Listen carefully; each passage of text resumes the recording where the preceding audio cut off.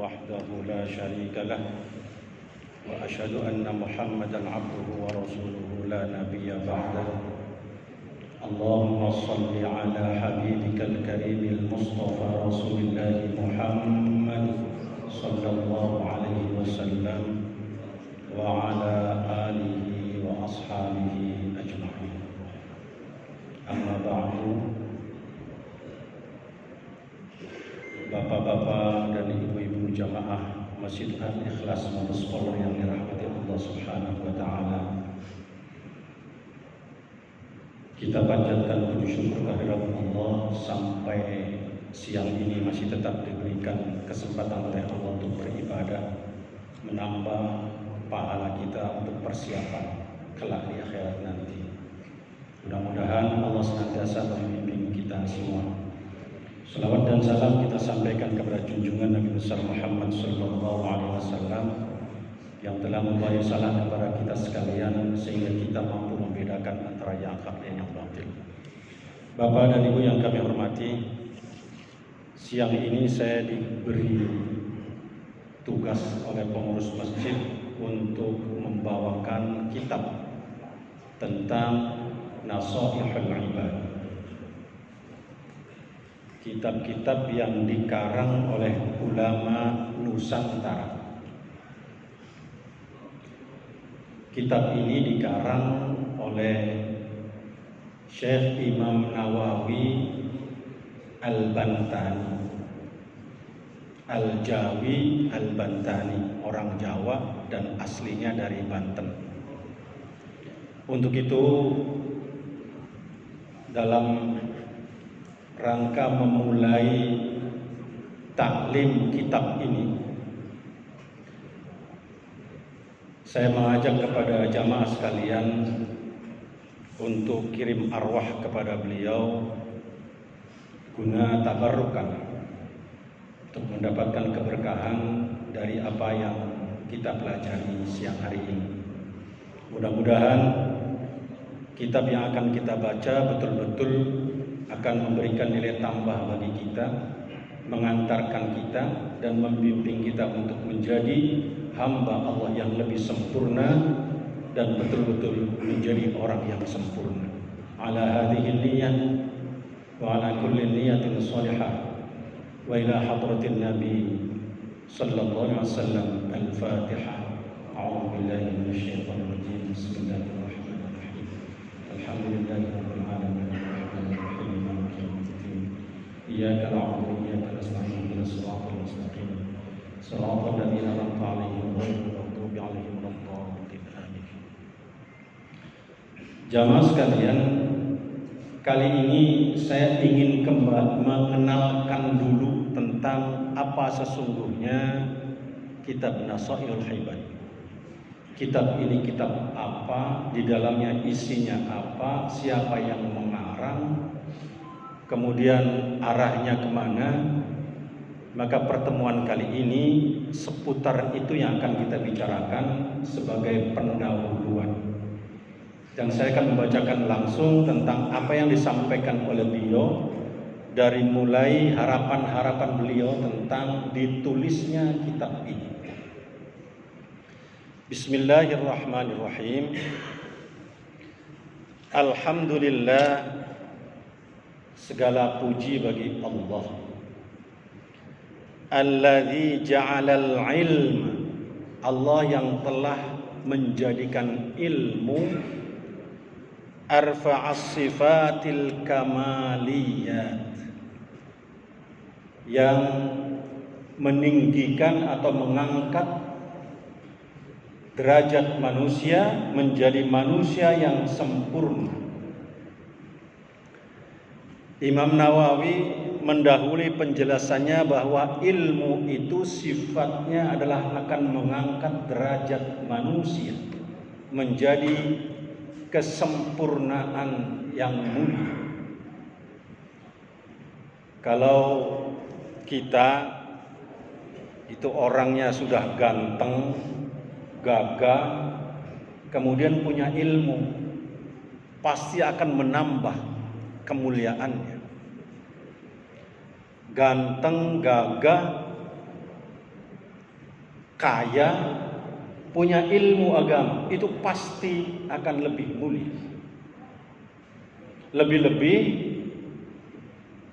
kita anggota polisi, pakai baju polisi, gagah orangnya, terpuji akhlaknya, kemudian ilmunya mumpuni, pasti akan lebih sempurna lagi kita hidup di dunia ini. Ini yang digambarkan oleh Imam Nawawi, al-ilma ja'ala al-ilma arfa'as sifatil kamaliyah. Jadi sifatnya ilmu itu akan mengangkat derajat manusia menjadi lebih sempurna. Wa asyhadu an la ilaha illallah wahdahu la syarikalah. Saya bersaksi tidak ada Tuhan kecuali Allah Subhanahu wa taala.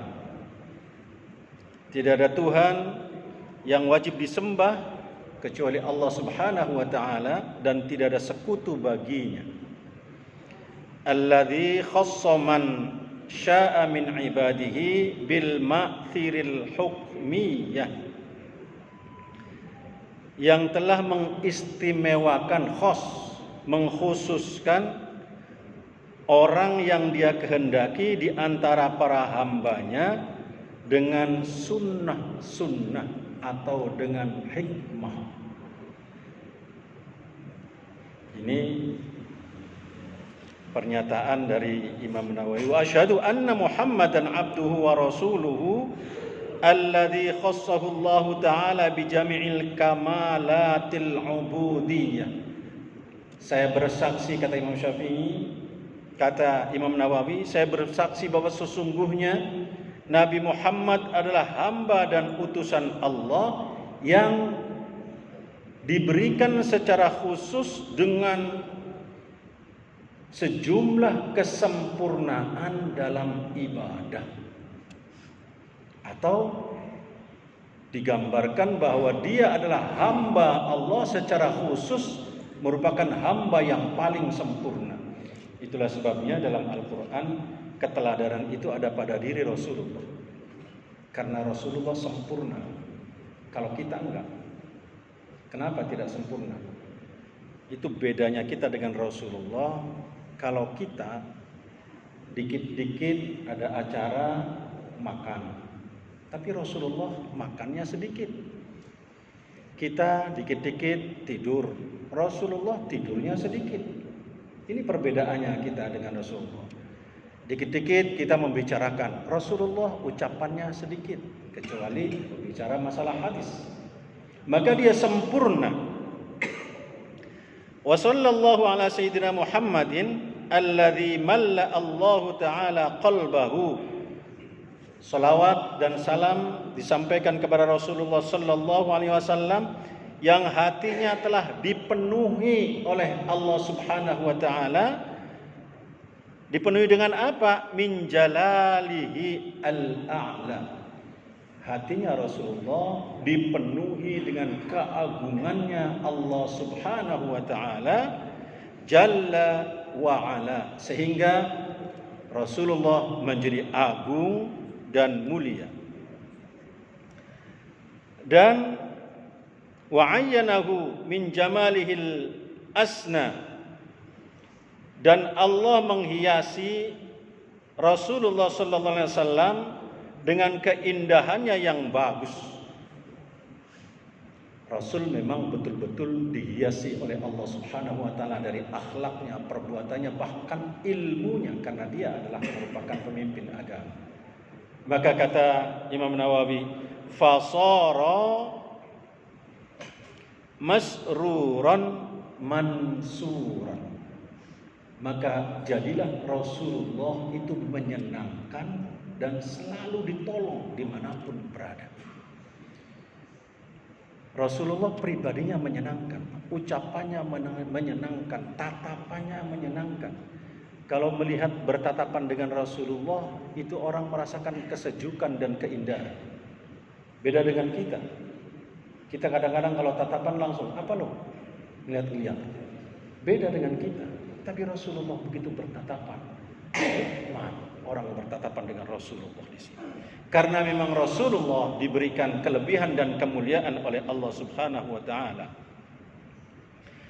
Amma ba'du fayaqulul murtaji ghufranul masawi. Maka sesudah itu berkatalah orang yang mengharap ampunan. Siapa orang yang mengharap ampunan di sini? Yaitu Muhammad Nawawi bin Umar Al-Jawi. Berarti pengarang kitab ini. Mengharapkan ampunan kepada Allah sebelum dia nulis. Siapa yang mengharapkan ampunan? Muhammad Nawawi bin Umar Al-Jawi. Kenapa namanya Al-Jawi, bukan Al-Indonesi? Karena waktu beliau menjadi ulama, ini orang Banten, jadi ulamanya adalah di Saudi, menjadi imam Masjidil Haram. Waktu itu Indonesia belum ada. Tahun 1893 beliau. Indonesia otomatis belum ada. Yang ada waktu itu baru Sumatera, Jawa, Ambon dan sebagainya. Maka karena beliau dari Jawa, namanya Al-Jawi, yaitu ulama yang berasal dari Jawa. Kata Imam Nawawi, hadza syarhun. Syarah ini, maksudnya kitab ini, syarah itu artinya adalah penjelasan. Kalau Al-Quran namanya tafsir. Penjelasan Al-Quran itu disebut tafsir. Tapi kalau penjelasan kitab-kitab yang dikarang oleh para ulama, kemudian dijelaskan kembali oleh para ulama, itu namanya syarah. Nah, kata Imam Nawawi, hada kitab ini syarhun wada'tuhu 'alal kitabil mustamil. Saya, kata Imam Nawawi, meletakkan syarah ini terhadap kitab yang mengandung berbagai macam nasihat. Alal mawa'idh. Apa nama kitabnya? Siapa yang ngarang kitab itu yang disyarahi oleh Imam Nawawi atau yang dijelaskan oleh Imam Nawawi? Lil allamati al-hafidh Syekh Syihabuddin Ahmad bin Ali bin Muhammad bin Ahmad Asy-Syafi'i. Kitab yang disyarahi atau yang dijelaskan, diuraikan oleh Imam Nawawi adalah yang dikarang oleh Syekh Syihabuddin Ahmad bin Ali bin Muhammad bin Ahmad Asy-Syafi'i, yang fahamnya adalah faham Syafi'i atau Imam Syafi'i. Asy-Syahir, yang terkenal, Syihabuddin ini terkenal bi Ibnu Hajar Al-Asqalani, yang terkenal dengan nama Ibnu Hajar Al-Asqalani. Jadi dalam kitab-kitab itu karangan Syihabuddin ini biasanya dikarang oleh Ibnu Hajar Al-Asqalani, atau dalam tulisan-tulisan di media sosial rujukannya biasanya Ibnu Hajar Al-Asqalani. Ini seorang ulama besar yang menjadi rujukan atau yang menjadi pegangan Imam Nawawi, dan kitabnya disyarahi kemudian menjadi nama Nasaihul Ibad. Thummal Misri, kemudian Al-Asqalani itu berarti dia apa? Eskelon. Eskelon itu adalah satu daerah yang ada di Palestina, satu perkampungan di Palestina. Setelah beliau menjadi ulama kemudian pindah ke Mesir, maka disebut Al-Misri. Dia tinggal di Mesir. Na'ammaduhullahu ta'ala birahmatihi, dan berharap Allah Subhanahu wa ta'ala menambahkan kenikmatannya kepada dia. Wa sammaituhu, kata Imam Nawawi, wa sammaituhu, dan saya beri nama syarah ini, kitab ini saya beri nama, kata Imam Syafi'i, Nasaihal Ibad, nasihat-nasihat untuk para hamba. Tentang apa? Fi bayani alfadhi munabbihatin alal isti'dadi liyaumil ma'ad. Nasihat-nasihat isinya yang mengingatkan kepada kita semua untuk mempersiapkan diri dalam menghadapi hari akhir. Berarti nasihat-nasihat ini sangat baik. Isinya nasihat-nasihat yang mengingatkan kepada kita untuk mempersiapkan diri menghadapi hari kematian atau menghadapi hari akhir. Wa as'alullah al-karim ayyan fa'abihil muslimin, dan saya mohon kepada Allah yang maha mulia agar kitab ini, kata beliau, bermanfaat bagi orang-orang Islam. Bismillahirrahmanirrahim.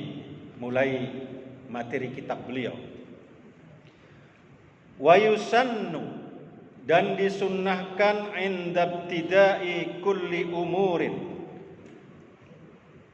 disunnahkan pada setiap memulai segala permasalahan, ghaira muhqiratin, selain perkara yang tercela.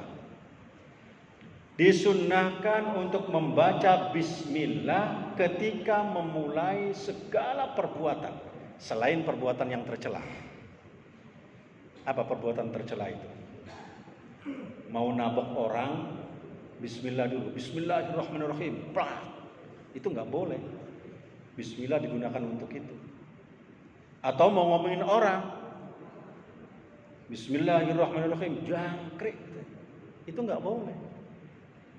Bismillah digunakan untuk yang baik-baik saja.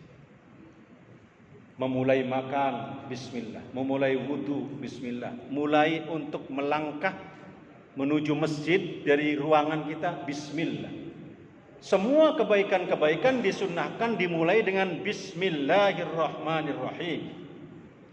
Fa in tarokaha, jika kebetulan kita lupa meninggalkan bismillah, fi awwaliha, pada awal kegiatan tadi, ata biha fi athnaiha, maka lakukanlah di tengah-tengah atau bahkan menjelang akhir. Sumpama kita makan rame-rame, saking senangnya lupa baca bismillah. Ternyata tinggal 1 sendok, aduh lupa belum bismillah. Apa yang kita lakukan? Jangan dulu dimakan yang belum dimakan ini, maka ucapkan dulu. Di sini dikatakan ucapkan dulu bismillahi fi awwalihi wa akhirihi. Bismillahnya lupa, maka di akhir, di tengah atau di akhir, ketika kita ingat, maka segera ucapkan bismillahi fi awwalihi wa akhirihi. Atau kita mau ngetik di ruangan, ucapkan bismillah. Supaya apa? Kita menyebut nama Allah yang Maha Pengasih dan Penyayang, sehingga kita dibimbing oleh Allah, dilindungi oleh Allah, dan diberikan keberkahan dalam kerja kita, diberikan keberkahan hasil karya kita, dan diberikan kebaikan, tidak sia-sia di situ. Maka jika lupa, disarankan untuk mengucapkan bismillahi fi awwalihi wa akhirihi. Saya pikir gampang ini dan mudah diingat. Yang jelas kita jangan pernah meninggalkan bismillah. Kalau saya sempat meninggalkan, segera lakukan kalimat bismillahi fi awwalihi wa akhirihi. Alhamdulillahi fi kulli hin. Segala puji bagi Allah di segala situasi. Ai zamanin, segala zaman, qalla au kathura, baik pendek maupun panjang, baik sedikit maupun banyak zaman itu. Wa auqatin, dan waktu-waktu. Wa hiya azminatun mahdudatun, yaitu zaman yang dibatasi. Kalau zaman yang dibatasi namanya waktu di sini. Waktu-waktu itu zaman dibatasi. 1 menit, 2 menit, 3 menit, 1 jam, 1 hari, 1 minggu, itu dibatasi. Ini namanya waktu. Zaman-zaman yang dibatasi digambarkan namanya adalah waktu. Wassalatu ala rasulihi, dan salawat kepada Rasul, ila kafatil khalqi, sebagai makhluk yang paling sempurna, ay asyrafil khalqi, makhluk yang paling mulia. Rasulullah makhluk paling sempurna dan makhluk paling mulia. Wal bariyat, terutama makhluk paling mulia di lingkungan di bumi ini. Al bariyat itu khusus makhluk yang ada di bumi, namanya al bariyat.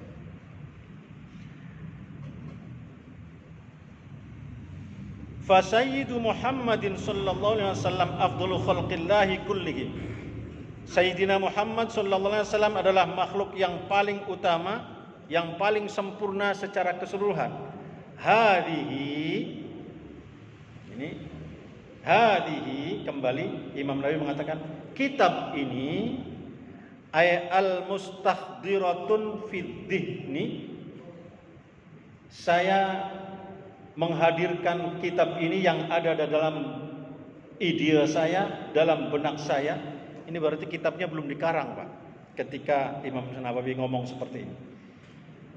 Syarah ini, kitab ini yang ada di dalam, saya hadirkan yang ada di dalam benak saya, dalam ide saya, yaitu munabbihatun alal isti'dadi liyaumil ma'ad, menjelaskan, memberikan peringatan-peringatan untuk bersiap-siap menghadapi hari akhir. Ay alat ta'ahubi, yakni persiapan li ajli waqtir ruju', menghadapi waktunya kembali kepada Allah. Kapan kembali kita kepada Allah? Gak ada yang tahu. Ma tadri bi ayyi ardin tamut, kapan kita kembali kepada Allah? Tidak ada yang tahu. Kemarin ada salah satu anggota kita, Brigjen Asep, meninggal dunia. Sedang belajar lagi dia di Lemhanas. Sedang belajar. Bahkan dia ada di ruangan belajar, meninggalnya mendadak. Tidak ada yang tahu. Karena itu kita harus persiapan menghadapi kematian ini. Siapa yang tahu selesai pengajian ini kemudian ada di antara kita yang memang malaikat Israel sudah nunggu di pintu itu. Pintu keluar kita dijemput oleh dia. Harus siap-siap memang. Gak bisa kita kemudian masih muda. Karena kematian itu tidak melihat umur. Yang tua sudah tua sekali, ada yang nggak meninggal, tapi ada yang baru lahir meninggal, ada yang masih muda meninggal. Itu banyak itu bintang-bintang film itu. Niki Ardilla itu lagi cemerlang karirnya, masih muda, umurnya 22 tahun, lewat 2 bulan, lewat 22 hari meninggal dunia. Tapi Pak Tile waktu itu yang sudah tua nggak meninggalnya belakangan. Ternyata masalah wafat tidak bisa untuk melihat umur. Atau berdasarkan abjad, nggak bisa juga. Kalau abjad yang pertama huruf A, saya beruntung Z paling terakhir. Ternyata malaikat membalik, mulai Z dulu katanya, bukan A. Ini kan kita nggak tahu karena urusan malaikat. dan urusannya karena takdir Allah Subhanahu wa taala. Maka di sini digambarkan, kata Imam Nawawi, saya hadirkan kitab ini yang ada di ide saya, di benak saya ini, untuk memberikan peringatan supaya orang mempersiapkan diri dalam menghadapi kembali kepada Allah Subhanahu wa taala. Fa inna minha, dan sebagian dari nasihat-nasihat itu ay al-munabbihat ma yakunu matna, bentuknya dua-dua. Jadi sesuai dengan babnya ini, kalau bab 2 itu biasanya membicarakan dua hal. Dua hal yang tidak boleh ditinggalkan. Dua hal yang paling utama. Ay di sini ay zaujain, sepasang-sepasang, kata Imam Nawawi. Wa minha ma yakunu thalathiyan ila tamamil asyrah. Dan yang lainnya ada pasangannya 3. Bab 3 berbicara 3 hal. 3 hal yang utama, 3 hal yang harus ditinggalkan. Bab 4 berbicara tentang 4 hal. Bab 5 berbicara tentang 5 hal. Sampai dikatakan bab 10. Jadi ada beberapa bab kitab ini. Ada 10 bab. Berbicara kitab ini isinya 10 bab. Wa jumlatul maqalati, dan jumlah nasihatnya, jumlah maqalahnya mi'atani 200 wa arba'a asyarata 214. Ada 214 nasihat. Dari 10 bab tadi ada 214 nasihat. Al-akhbar khamsatu wa arba'un. Hadis jumlahnya ada 45 hadis. Wal bawaqi atharun, dan yang lainnya adalah pendapat atau nasihat para sahabat dan para ulama. Wa ana, kata Imam Nawawi, dan saya al-an uridu an tabarruka bi itsyani haditsaini syarifaini jalilain. Sekarang ini ketika nulis dia, Imam Nawawi mengatakan, wa ana al-an, saya ingin sekarang ini tabarrukan, mengambil keberkahan dari penulisan ini dengan mendahulukan, mendatangkan 2 hadis syarifain yang dua-duanya mulia, jalilain, dan dua-duanya maha agung. Didahului dengan 2 hadis oleh Imam Nawawi. Fal hadithul awal, adapun hadis yang pertama, kata Imam Nawawi, ajazani bihil allamah, saya diajazai itu diberikan langsung, dan kemudian ada terjadi terjadi semacam orang jual beli itu. Saya berikan, saya terima. Ijab qabul. Ijazah di sini. Kata Imam Nawawi, diijazai oleh Syekh Muhammad Khatib Asy-Syami thumma Al-Madani Al-Hambali. Syekh Muhammad Khatib Asy-Syami dari negeri Syam dan berfaham Hambali. Imam Nawawi fahamnya Syafi'i, dia memberikan fahamnya adalah Hambali.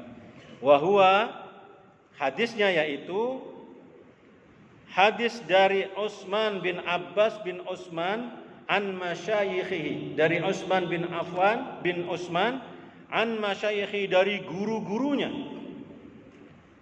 muttasilan, yang nyambung, ila Abi Dzar Al-Ghifari, yang hadis itu nyambung sampai Abu Dzar Al-Ghifari. An Rasulillah fima yarwi, dari Rasulullah, yang Rasulullah sendiri meriwayatkan an rabbihi, dari Allah Subhanahu wa taala. Berarti hadis apa ini? Hadis qudsi.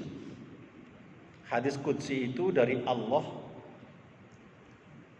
isinya, redaksinya dari Rasulullah. Isinya, intinya dari Allah, redaksinya dari Rasulullah. Itu hadis qudsi. Maka bunyinya, ya ibadi, Kata Allah, inni haramtu dzulma ala nafsi wa ja'altuhu bainakum muharraman fala tadzalamu. Wahai hambaku, kata Allah, sesungguhnya saya mengharamkan perbuatan zalim terhadap diriku, wa ja'altuhu bainakum, dan saya menjadikan di antara kalian muharraman, haram juga untuk berbuat zalim, fala tadzalimu, maka janganlah kalian saling menzalimi. Apa zalim itu? Zalim itu kalau menurut definisinya yaitu meletakkan sesuatu yang bukan pada tempat, wad'u syai'in fi ghairi mahalli. Contohnya begini, fitrah manusia itu adalah bersaudara. Kemudian kita bertengkar, saling mencaci, saling memaki, senangnya mencela orang. Mencela itu adalah perbuatan zalim. Perbuatan zalim. Memecah belah persaudaraan itu perbuatan zalim. Mengadu domba orang itu adalah perbuatan zalim. Maka kata Rasulullah, janganlah kalian saling berbuat zalim. Kata Allah, jangan saling berbuat zalim, saling menganiaya di antara satu dengan yang lain. Ya ibadi, kata Allah, kullukum dhal illa man hadaituhu. Kalian semua aslinya tersesat, kata Allah, kecuali orang-orang yang saya berikan hidayah. Fastahduni ahdikum, maka hendaklah kalian minta petunjuk itu sama Allah, bukan sama siapa-siapa. Maka Allah, kata Allah, maka saya akan berikan petunjuk itu. Kenapa petunjuk ini penting? Dalam doa-doa diawali dengan doa petunjuk.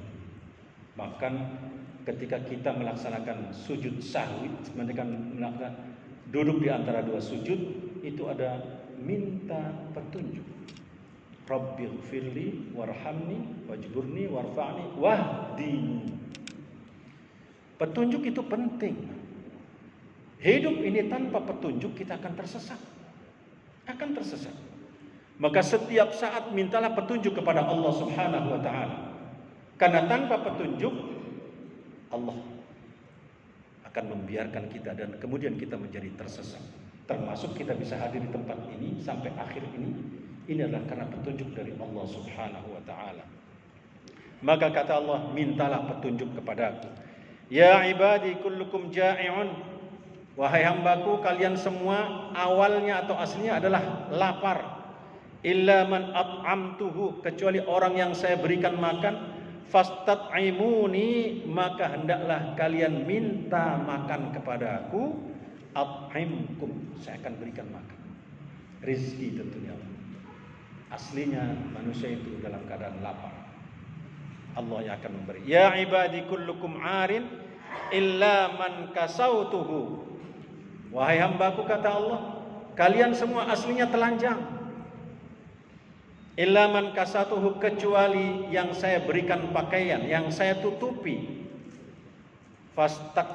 Fastaksuni aksukum, kata Allah, maka hendaklah kalian minta pakaian kepada aku, niscaya saya beri pakaian itu. Bapak dan Ibu yang saya hormati, pakaian ini salah satu fungsinya adalah menutup aurat, menutup aib, menutup segala keburukan kita. Kalau kita sekarang ini atau sampai sekarang ini masih dihormati orang, masih dihargai orang, karena Allah Subhanahu wa taala menutup aib kita karena amal-amal kita. Coba kalau Allah sudah mulai membuka aib kita, tidak ada yang bisa menghalangi. Allah membuka baju kita, dibuka baju kita, hanya aibnya kelihatan, maka tidak ada yang bisa menghalangi. Bersyukur kita masih diberikan baju oleh Allah, ditutup aib kita oleh Allah Subhanahu wa taala. Doa-doa minta ditutupnya aib itu banyak sekali. Kita minta ditutupi Allah aib kita, jangan sampai orang lain tahu, kecuali engkau. Allah tahu aib kita, maka kita mohon kepada Allah untuk menutup itu. Ya ibadi, kata Allah, innakum tukhti'una bil laili wan nahar. Kalian semua itu selalu berbuat salah, baik malam maupun siang. Ini bedanya nih, kalau bahasa Arab malam dulu baru siang. Bilail wan nahar, siang, malam dan siang. Kalau kita, bahasa kita siang dulu, siang dan malam. Bahasa Arab malam dulu baru menyebutnya siang. Wa ana aghfirudz dzunuba jami'an, dan saya adalah zat yang memberikan ampunan secara keseluruhan. Kata Allah, fastaghfiruni aghfir lakum, maka hendaklah kalian beristighfar kepadaku, maka akan saya ampuni. Jamaah sekalian, itu hikmahnya istighfar sangat besar sekali. Imam Ahmad bin Hanbal, suatu ketika Imam Ahmad ini tidak ada hasrat, tidak ada keperluan apa-apa, tapi hatinya terdorong untuk pergi ke Basrah. Imam Ahmad sendiri di Irak tinggalnya. Basrah dan Irak itu seperti Jakarta dengan Surabaya, yang waktu itu belum ada motor, belum ada mobil, belum ada pesawat, belum ada kendaraan apapun zaman Ahmad bin Hanbal. Yang ada adalah kendaraan hewan. Ahmad bin Hanbal terdorong hatinya untuk berangkat ke Basrah, tapi dia sendiri tidak tahu mau apa di Basrah itu. Tidak ada kepentingan apa-apa. Tapi karena dorongan hatinya sangat kuat, dia berangkat ke Basrah. Sampai di Basrah, masuk ke dalam masjid waktu maghrib.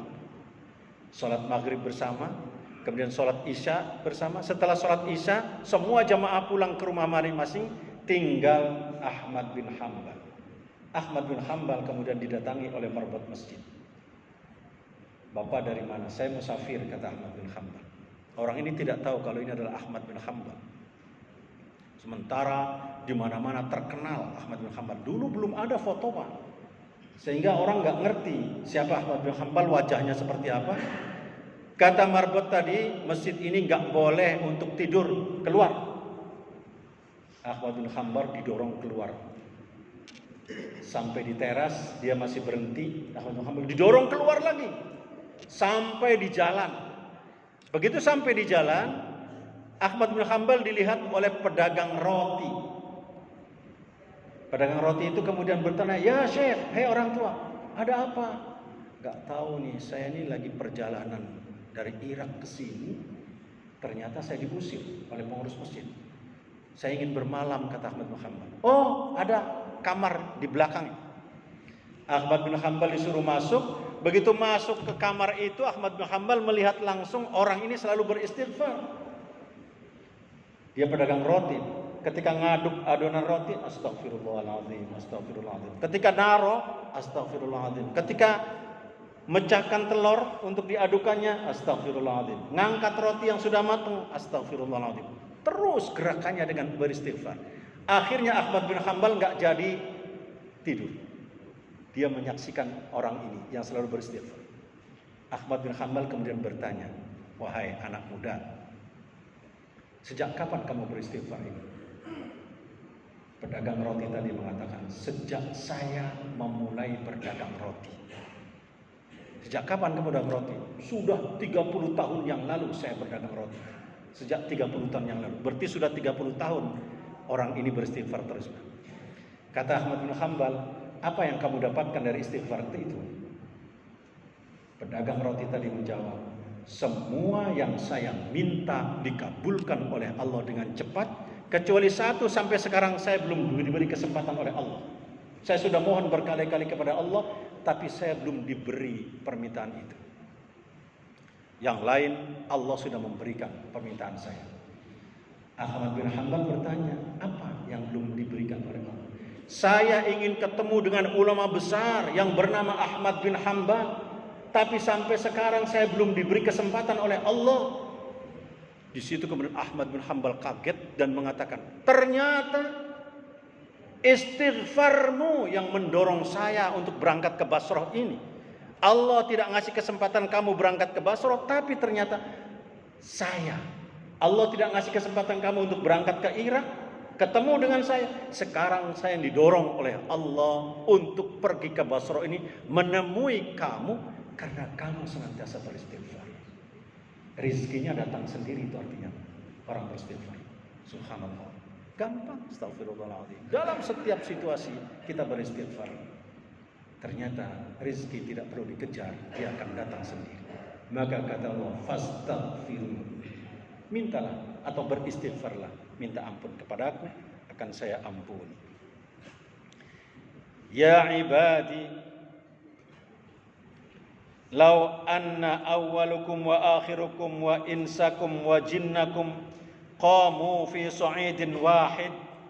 Ini menggambarkan Allah, menggambarkan kekuatannya. Kalau saja kata Allah itu seluruh alam ini menyembah saya tidak akan bertambah kekuasaan saya. Kalau alam itu ternyata ingkar sama saya tidak menambah kekurangan saya. Tidak. Allah Maha Kaya dan Allah Maha Segalanya. Inilah hadis yang digambarkan oleh Imam Nawawi, yang hadis ini adalah hadis qudsi yang disampaikan oleh Imam Nawawi dalam pendahuluan kitabnya, dan mudah-mudahan pendahuluan kitab ini akan mengantarkan kita untuk mengikuti kajian-kajian yang berisi tentang nasihat-nasihat bagaimana kita menghadapi persiapan kematian di hari akhir nanti, sehingga kapanpun dan dimanapun kita sudah siap menghadapi kematian itu. Demikian barangkali secara singkat, dan mudah-mudahan Allah senantiasa memberikan bimbingan kepada kita sekalian, sehingga kita betul-betul ada dalam ridha Allah Subhanahu wa taala. Terima kasih dan mohon maaf. Wallahul muwaffiq ila aqwamit thoriq. Wassalamu alaikum warahmatullahi